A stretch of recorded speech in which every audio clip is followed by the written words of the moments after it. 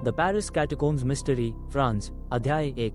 Paris के नीचे की दुनिया। पेरिस एक ऐसा शहर जिसे दुनिया भर में सिटी ऑफ लव कहा जाता है, लेकिन इस मोहब्बत भरे शहर के नीचे एक ऐसी डरावनी दुनिया छिपी है जिसे देखकर किसी की भी रूह कांप जाए। पेरिस की कैटाकोम्स ऑफ पेरिस एक विशाल सुरंगों का जाल है जो करीब 200 मील में फैला हुआ है।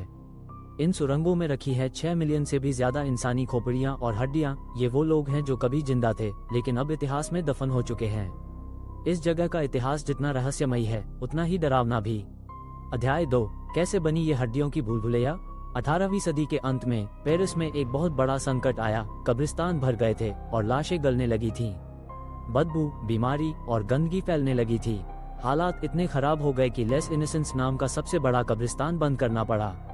सरकार ने तब एक अनोखा फैसला लिया। उन्होंने पुराने खदानों और सुरंगों को खोला जो पेरिस की जमीन के नीचे थीं, और वहां इन कब्रिस्तानों की लाशों को शिफ्ट करना शुरू किया।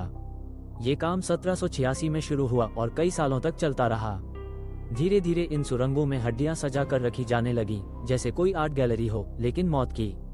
पदचिह्न। अध्याय 3। आत्माएं और अजीब घटनाएं। लोग कहते हैं कि जहां इतनी लाशें हों वहां आत्माएं भी होती हैं। कैटाकोम्स में जाने वाले कई लोग बताते हैं कि उन्हें वहां किसी के कदमों की आवाज सुनाई दी, लेकिन कोई दिखा नहीं। किसी ने कंधे पर हाथ रखा, पीछे मुड़कर देखा, कोई नहीं था। वीडियो रिकॉर्ड करते समय कैमरे अपने आप बंद हो जाते हैं। कई एक्सप्लोरर्स कभी वापस नहीं लौटे। अध्याय 4। अंधेरे में खोए लोग, लॉस्ट एक्सप्लोरर्स। पेरिस की कैटाकोम्स में घुसना एक खतरनाक एडवेंचर माना जाता है, लेकिन कुछ लोग रोमांच की तलाश में इन सुरंगों में गहराई तक उतर जाते हैं और कई बार वापस नहीं लौटते। फिल्म का कैमरा 4.1 द लॉस्ट फुटेज। एक अनजान कैमरा। 1990 के दशक में कुछ कैटाकोम्ब एक्सप्लोरर्स को एक पुराना वीडियो कैमरा मिला। जब उन्होंने उस फुटेज को देखा तो रोंगटे खड़े हो गए। कैमरे में एक आदमी था जो सुरंगों में अकेले घूम रहा था। वो लगातार इधर उधर देख रहा था जैसे कोई उसका पीछा कर रहा हो। अचानक वो दौड़ने लगा, दीवारों पर अजीब चिन्ह नजर आने लगे और फिर कैमरा जमीन पर गिर गया। उस आदमी को फिर कभी नहीं देखा गया।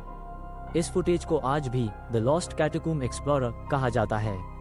अध्याय 5। कैटाकोम्स की परछाइयां। 5.1 आत्माओं की कहानियां। कई गाइड्स कहते हैं कि उन्होंने अपने टूर के दौरान पुराने कपड़े पहने अजनबी देखे जो अचानक गायब हो जाते हैं।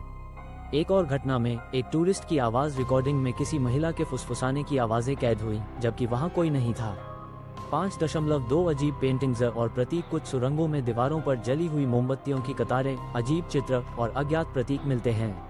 ऐसा लगता है जैसे वहां काले जादू की कोई पुरानी रस्में हुई हों।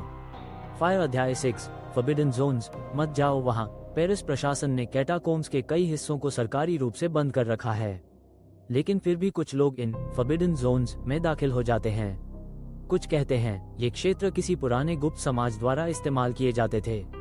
वहां अजीब मूर्तियां, जानवरों की हड्डियां और कभी कभी मानव बाल तक मिलते हैं। अध्याय 7। पेरिस की आत्माओं की पुकार। कुछ समय पहले एक महिला टूरिस्ट ने दावा किया कि उसे एक छोटे बच्चे की आत्मा ने छुआ और रास्ता दिखाया, लेकिन बाद में पता चला कि उस हिस्से में कभी एक बच्चा सुरंग में खो गया था और उसकी लाश आज तक नहीं मिली।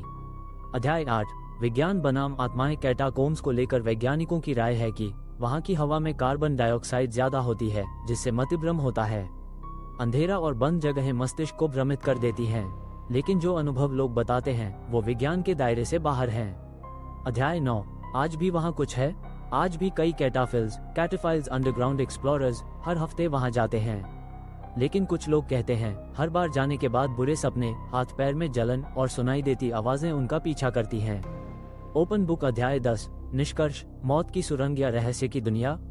द पेरिस कैटाकोम्ब सिर्फ एक ऐतिहासिक जगह नहीं बल्कि मौत और आत्माओं का संग्रहालय है। क्या ये सब सिर्फ दिमाग का भ्रम है या सच में वहाँ कुछ रुका हुआ, बंद और अब भी जाग रहा है?